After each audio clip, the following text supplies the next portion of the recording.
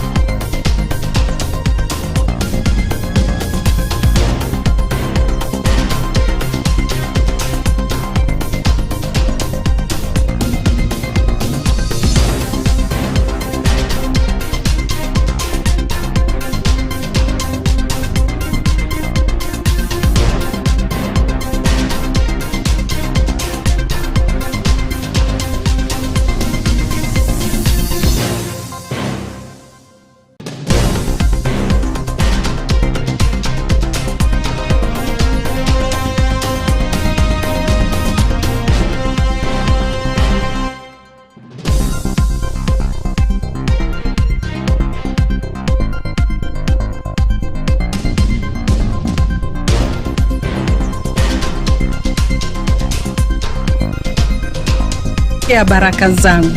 Anajulikana kama Guardian Angel ndani ya Radio Milele, Home of African Hits. Mimi naitwa UDS Kigai katika baraka za milele. Leo si uko peke yangu, tuko na Apostle Ndura Waroingi kutoka Synagogue Church. Hilo si jina geni kwako msikilizaji. Huyu ndiye ambaye alikuwa kiongozi wa kundi la Mungiki haramu. Kundi haramu. The outlawed. The outlawed sect. Karibu tena mchungaji. Asante. Naogopa kutoka maelekezo mazuri.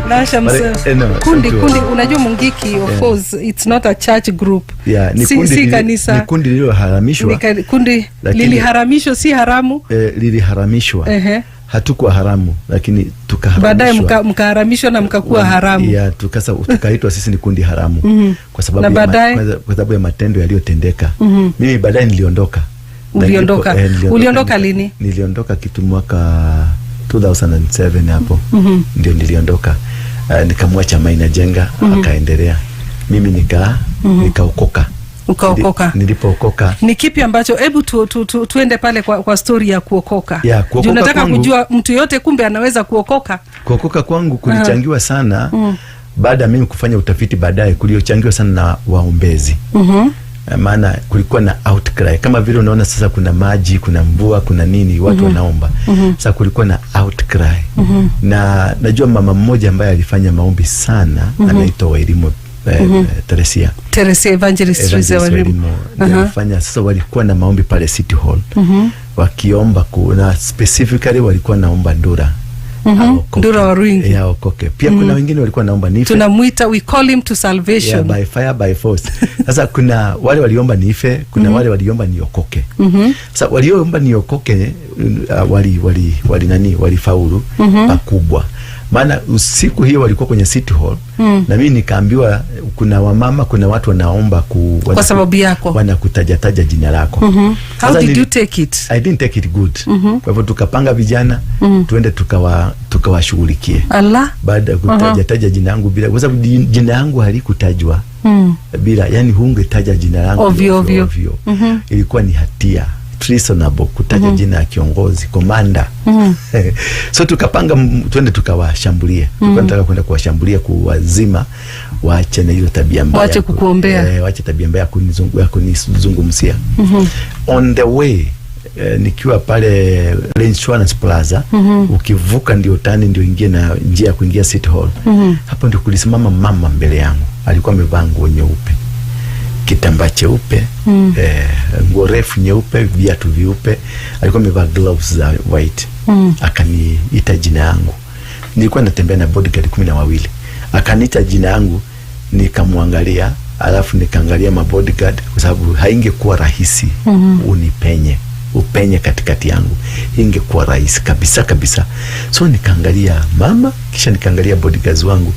Mshangao ni amepitaje? Mlikuwa wapi? Sasa mama akanizungumzia, akaniambia, akatoa sauti akasema, Mungu anakupenda, anataka umugeukie na wewe atakubariki na atakuinua. Nikampuuza, nikamwambia ondoka. Sasa vijana wangu waliona nikizungumza na wakasikia nimesema ondoka, lakini walijaribu kutafuta tunaongea na nani. Unaongea na nani, lakini hawakuona. So nikauliza mmoja senior bodyguard wangu, nikamuuliza, mbona mmekubalisha mama kuja karibu na mimi? Wakaniuliza mama mgani? Sasa wakienda kujibu nikasikia sauti kubwa, this is the voice of the mighty God, come back to me, I will be a blessing to you. Nikaangalia, nikashindwa sauti imetoka wapi, sikuiona, sikuona mtu, lakini sauti kubwa ya kutisha. Sasa ndio nikastuka. Pia bodyguard wangu akaona nimestuka, nao wakastuka, maana ninaongea, hawajui naongea na nani. Sasa mmoja akakuja akaniuliza, kuna shida?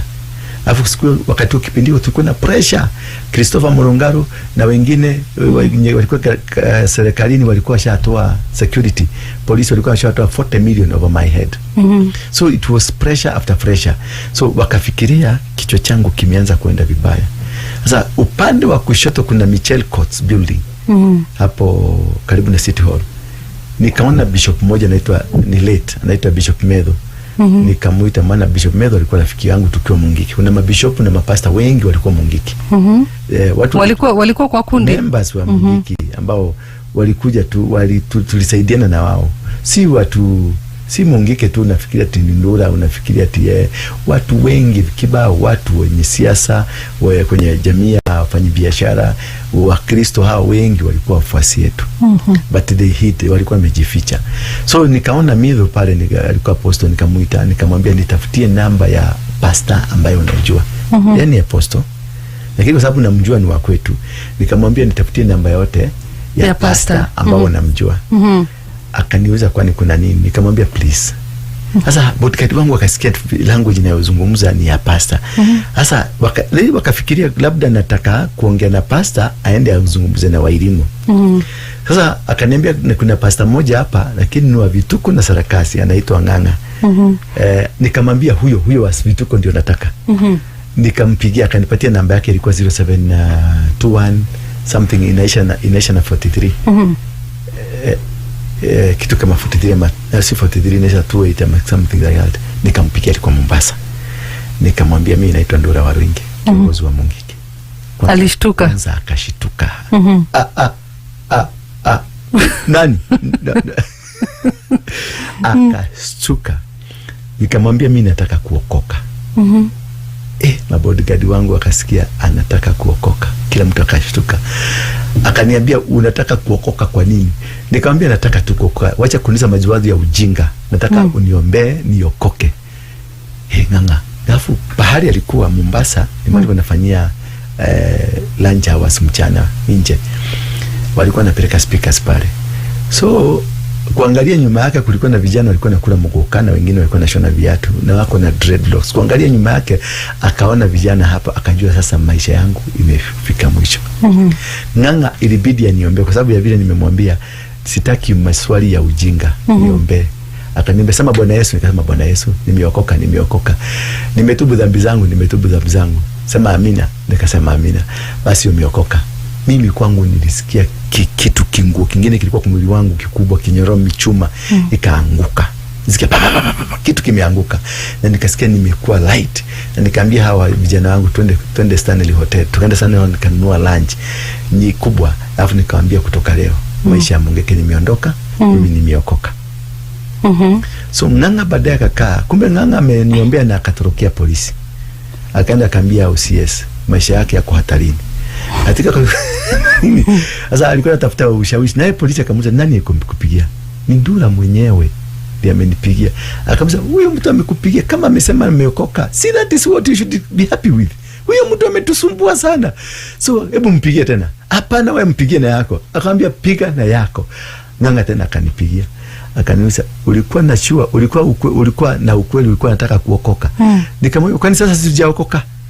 Sasa I was happy nimeokoka, nimeondoka kwenye maisha. Akanipigia simu kuniuliza kama are you sure you wanted to get saved?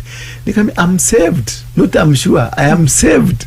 Na ndio akaambia polisi mwenye alikuwa naye, akamwambia nenda Nairobi, go and save this soul, you don't know why God has brought him to you.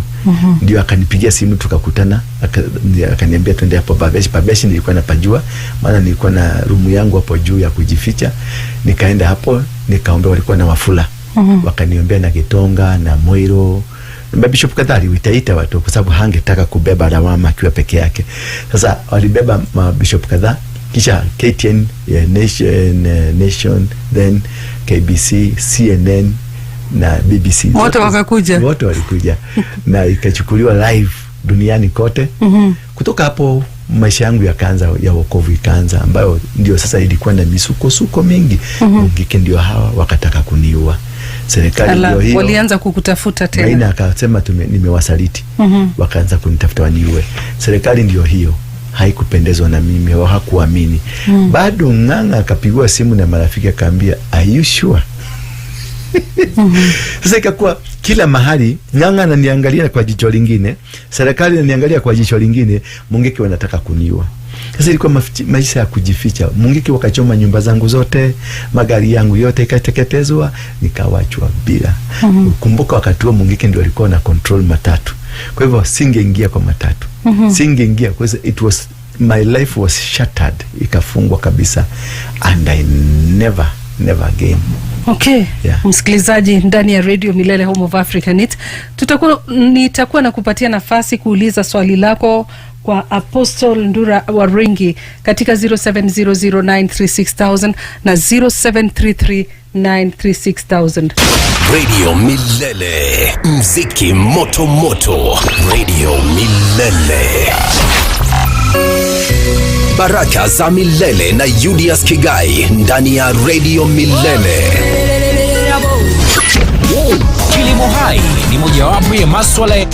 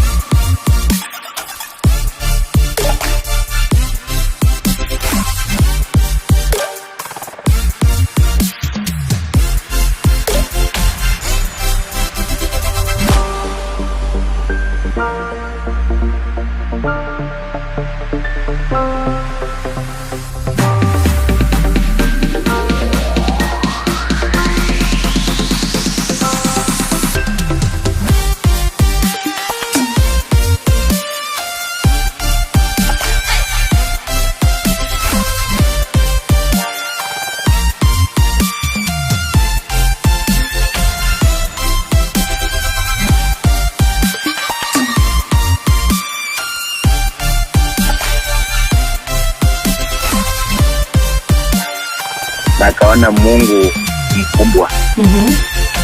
Unajua baada alikuwa anataka ananisumbua sana wakati aliamua kusaini wajana mambo ya ngekio. Unajua kitu ilikuwa inanisumbua kwa sababu unajua wakati unatoka lazima wale watakufuata kwa sababu watajua wewe ni msaliti mkubwa. Alinijibu nikaridhika. Kwa hayo mimi naambia wale wenye kuna maono kama hayo waone Mungu, wataishi maisha mazuri. Asante. Milele. Hello. Good morning. Habari dada yangu ndani ya Milele. Amen, mimi niko salama salimini. Naongea na nani? Unazungumza na Francis Toita Maundende kutoka maeneo ya Twazoya Saboti Mroki. Karibu sana Francis, uliza swali lako. Kwanza kabisa nataka nikaweze kumshukuru mchungaji kwa kulingana na ushuhuda ambaye amekuwa akiutoa. Hata na mimi wakati nimekuwa katika hali ya changamoto ambapo sikuweza kuwa nimeweza kumkubali Mwenyezi Mungu. Hata na mimi nimepitia katika hali ya changamoto zaidi ya ile ambaye ameweza kusema. So ningependa tu kuwashukuru na kuambia wale ambao hawajaweza kumtambua Mwenyezi Mungu. Katika kila njia Biblia inasema katika njia kuna milima na mabonde na kuna tumaini, na tumaini ni Mungu kukusamea na kubadilika na kumkubali. Okay. Nashukuru sana. Milele. Milele. Hello Milele FM. Good morning. Ni Collins Kisia nikiwa Mwamba. Karibu sana Collins, uliza swali lako. Na swali langu ninataka kumshukuru huyo mtumishi wa Mungu. Kwa sababu ya kuchukua hiyo nafasi, maana Mungu pia alikuwa anataka kumtumia katika njia nyingine kwa sababu atufikishie pia sisi ujumbe. Kwa sababu ya yale alikuwa anapitia, kwa sababu shetani alikuwa amemtangulia. So alifanya hatua nzuri kuchukua hiyo nafasi na Mungu akawa upande yake, ndiposa akapitia yale majaribu na yakayashinda mpaka sasa amekuwa mchungaji. Okay, nashukuru sana. Okay mchungaji, naona kwamba wengi ni shukrani kwa sababu ya kututembelea hapa, kwa sababu ya kutupatia your testimony. Yes. Okay, swali langu kubwa ni uhusiano wako na Njenga uko vipi? Uhusiano wa kinani? Wa kimaisha ama kwanza yani uhusiano wako, yani your family members. Family member. Are you friends? Yani tunakutana kwenye mikutano zote za kifamilia. We are still friends. Nilimsamehea kwa yote ambayo alitendeka kwangu because I was taught how to learn. And again kuna kitu nilidiscover ya kwamba kuwa katika mungiki na kuwa katika uhalifu ama uovu ule mwingine ni chimbuko ambalo linatokana na maeneo, familia ama damu uliotoka. Mambo matatu. Damu inahusika vipi? Ni familia, damu ama maeneo ambao umetoka. Mungiki, tulioanzisha Mungiki tulikuwa watu 7. First cousins, wote first cousins. Walioanzisha Maumau walikuwa watu 7. Wote first cousins. Kimathi, Madenge, Itotia walikuwa 7, the 7 Maumau generals. My grandfather ndio anaitwa Waruinge. Unanielewa? Walioanzisha Mungiki ni 7 cousins na walioanzisha Maumau ni 7 cousins. Sasa mbona nimeleta ile story? Nataka kukuonyesha ni jinsi gani vitu vinaweza kukufuata bila wewe kujua. Unajikuta kwamba nikiwa katika miaka 15 nilikuwa na ushawishi mkubwa sana ambao niliweza hata kuzungumzia wazee wananisikiliza. Baada ya kufanya utafiti mkubwa kwenye Biblia na mafundisho, nimekuja kupata kuna kitu ambacho ni muhimu watu ambacho wana ignore. Kitu kinaitwa kitovu. Kitovu ni umbilical cord. Kitovu kimekushikanisha na isa foundation, ni msingi ambao umekushikanisha na laana ama baraka.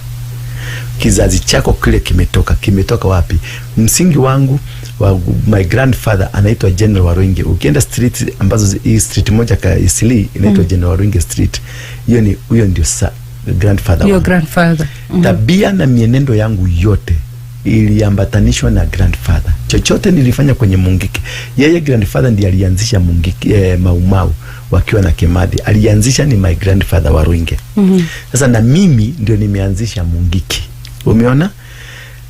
Na ndio nasema sana unapoona mtu anafanya uhalifu usikimbilie kumuua.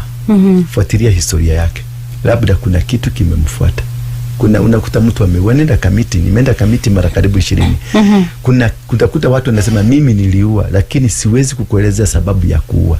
Mimi nilirape, lakini sina sababu ya kurape. Hawajui sababu. Nilisikia mtu aliniambia rape. Nilisikia mtu aliniambia mdunge na nikafanya hivyo.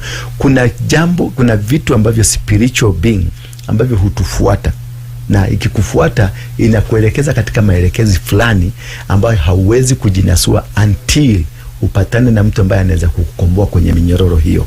Kwa hivyo kukua kwangu kwa Mungiki na Maina, tulikuwa kwenye mraba huo wa nani, wa Mau Mau. Vituko tulivyovifanya ni vile vilifanywa na Mau Mau. Kwa hivyo kuna damu ilitufuata. Damu ya nani? Damu ya babu zetu ilitufuata. Na kisha damu iliyomwagwa na mababu zetu pia ilitufuata. Kisha maeneo tuliotoka ya Ukikuyuni ambayo yalichangia sana mambo ya Mau Mau yalitufuata. Hivyo tulijikuta kwenye msingi ambao umeinuliwa wa msingi. Ardhi tumetoka ni gani? Ni ya Mau Mau. Wazazi waliotuzaa ni kutokana na kizazi hicho, na walimwaga damu, na damu yote ambayo inamwagika uanga ina ushawishi mkubwa katika maisha yako. Angalia Abel na Cain. Damu ya Cain ya Abel ilikuwa Cain. Mungu akakuja akamuuliza, ndugu yako kwa wapi? Akamwambia, mimi si mchungaji wa ndugu yangu. Akamwambia, damu ya ndugu yako inalia. Sijui kama utanisaidia kwenye kitabu cha Ezekiel 16. Ndio nikuelezee tunapoenda kutamatisha. Nikupatie sasa uhusio wa kuelewa ni jinsi gani hivi vitu vinakufuata, maana that is what that followed me. Na ni kitu kilihitaji a lot of deliverance, kukombolewa. Na kufundishwa, maana kuna kuokoka na kuna kukombolewa. Okay, naona Ezekiel mlango wa 16. Tuanze hapo mwanzo. Kuanzia mstari wa kwanza. Neno la Bwana likanijia tena kusema, mwanadamu, ujulishe Yerusalemu machukizo yake. Ujulishe mji wa Yerusalemu machukizo yake. Machukizo ni yapi? Anasema Yerusalemu hivi, asili yako na kuzaliwa kwako kwatoka katika nchi ya Mkanani. Simamia hapo. Asili yako, kuzaliwa kwako, foundation yake ni nchi ya Mkanani. Sasa chukua Mkanani. Yes. Mkanani ni jina ambalo ni Canaan. Canaan alikuwa nani? Canaan alikuwa mtoto wa Ham. Ham mwenye alilaaniwa kwa sababu ya kuona uchi wa baba yake. Umeona sasa? Yes. Sasa Yerusalemu imejengwa kwenye mji ulioitanishwa na laana. Hayo ndio jambo la kwanza lililo chukizo. Ati uko maeneo hapo nafanya kuna mfanya milele. Historia ya milele ni ipi? Unanielewa? Lakini historia ya kwenu kule umetoka ni ipi? Inachangiaje? Inaitanishwa na nani? Ukienda Kirinyaga utapata kuna kijiji kinaitwa Kiangoma na Kiangai. Sasa Kiangoma ni shetani, ni kwa shetani. Sasa misingi hiyo ndio msingi wa kwanza wa kwako. Twende namba 2, tuendelee. Kuzaliwa, asili yako ya kuzaliwa kwako kutoka katika nchi ya Mkanani. Mwamori alikuwa baba yako. Mwamori alikuwa baba yako, na mama yako alikuwa Mhiti. Waamori walikuwa wanani? Waamori walikuwa watu wanapingana na Mungu. Wapigana na watu wa Mungu. Wahiti walikuwa wachawi na warogi. Kwa hivyo babako ni mpinga Mungu, mamako ni mchawi.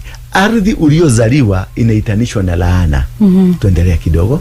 Okay, na katika habari za kuzaliwa kwako, siku ile uliozaliwa kitovu chako hakikukatwa. Kwa hivyo kitovu chako hakikukatwa, meaning what? Ardhi umeshikanishwa nayo, baba yako umeshikanishwa na yeye, mama yako umeshikanishwa na wewe. Kwa hivyo wewe bado tabia za hivyo vitu vitatu viko ndani yako. Umeelewa?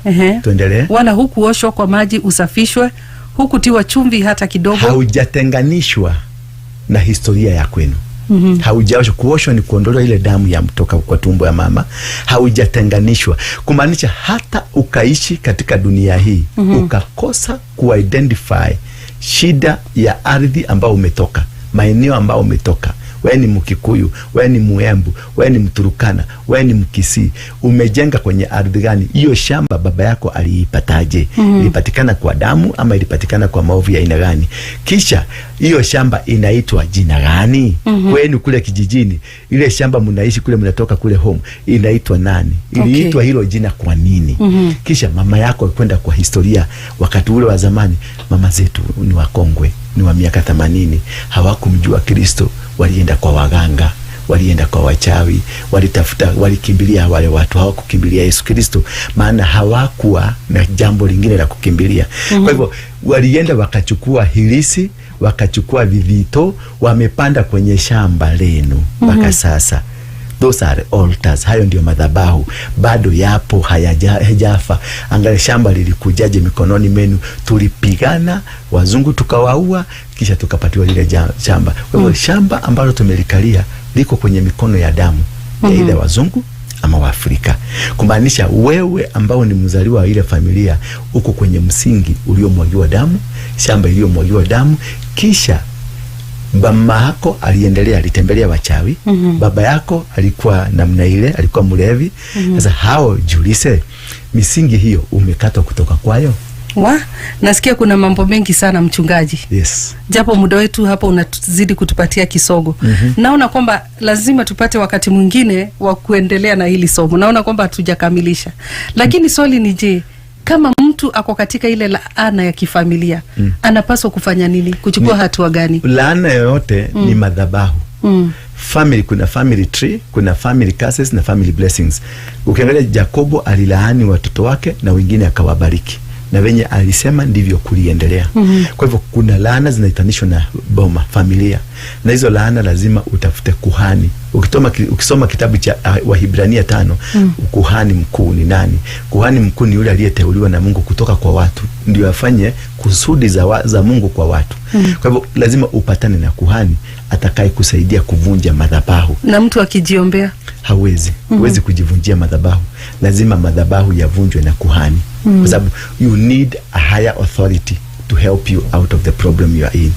Yes. Wow, mchungaji, ningependa utuongoze na sala ya toba. Kwa sababu wewe pia ni baadhi ya watu ambao walitubu. Nataka pia uongoze, kuna wale ambao wametenda dhambi, kuna wale ambao wanasema kumbe hata mimi naweza nikaokoka. Ningependa utuongoze kwa sala ya toba na uombe wasikilizaji, kisha tutamatishe. Tutakuwa pamoja hapa wakati mwingine ili tuendeleze na hili somo kuhusiana na familia. Mungu akikubali, Mungu akitujalia, tutakuja tena. So wacha tuombe. Kwanza kabisa ningetaka kumfahamisha msikilizaji ya kwamba hakuna dhambi Mungu hawezi akaisamehea. Uwe ulikuwa mwizi, mimi nimekuwa mwizi, nimeenda jela mara 52, nimevunja maduka, nimeiba kwa bunduki, na yote hayo Mungu alinisamehea. Hata wewe Mungu ana uwezo wa kubadilisha maisha yako. Na tuombe. Baba, katika jina la Yesu Kristo, ninakushukuru maana wewe ni Mungu mwenye uwezo, mwenye mamlaka ya mbingu na ya dunia. Ninakuja kinyume na kazi zote za giza ambazo zimekuwa juu ya msikilizaji huyu. Machungu ambayo yameyapitia kutupitia kwa magonjwa, mateso ya kimwili, mateso ya kifamilia na kijamii, yote ninaisambaratisha na kuivunja katika jina la Yesu Kristo. Ninaangazia na simamisha madhabahu yako yakasimame katika maisha ya hao watu. Walio wagonjwa wakapone, walio napitia changamoto wakaweza kuziondokea, na maisha yao yakabadilike, maana damu iliyomwagika msalabani ya Yesu Kristo ilitupatia ukombozi. Naomba nikiamini ya kwamba Yesu ni mwokozi wa maisha yetu, na ni katika jina Yesu Kristo naomba na kuamini. Amen. Tukirudi, wacha nikaombea huyu ambaye angetaka kuokoka. Wewe ambao uko nyumbani, unaitwa Mwangi, unaitwa Karanja, unaitwa Atieno, unaitwa Afura, sema nyuma yangu. Sema, Bwana Yesu, Bwana Yesu, mwana wa Mungu, uliye hai, nimekuja mbele zako, kutubu dhambi zangu, maana nimegundua mimi ni mwenye dhambi, lakini pia nimejua unaweza kuosha dhambi zangu, na kunitakasa. Kutoka leo nitakutumikia. Na wewe shetani, hauna mamlaka katika maisha yangu. Sema amen. Sasa umeokoka. Tafuta kanisa lililo karibu hapo, uingie. Na ukitaka kunitembelea kuja kwenye nyumba inaitwa Coffee Plaza, iko kwenye mji wa Nairobi pale Coffee pale railway station, kuja ghorofa ya kwanza kabisa opposite Easy Coach Stage. Namba yangu ya simu ni 0722 239 555. Nipigie tu nitaipokea. Asante sana kwa kututembelea katika Radio Milele, Home of Africa. Ni msikilizaji huyo amekuwa ni Apostle Ndura wa Rwingi, na mimi naitwa Julius Kigai, na kutakia wiki njema ambayo tunaenda kuianza. Mwenyezi Mungu akulinde, Mwenyezi Mungu akutangulie kwa wema wake, Mwenyezi Mungu akufadhili na kukutendea mema, kwa jina la Baba na la Mwana na la Roho Mtakatifu. Amina. Nakupenda sana, na Yesu Kristo anakupenda zaidi. Wamei, changamka na Star Times. Tunaleta joto na channels mpya na shows mpya kwa ajili yako. Chagua bouquet yako na uwe connected. Enjoy magic na adventure zaidi kwenye Kiddy Channels. Ni sherehe zaidi kwa wapenzi wa sporti, wrestling, basketball na football. Guswa hisia na drama na telenovela freshi. Movie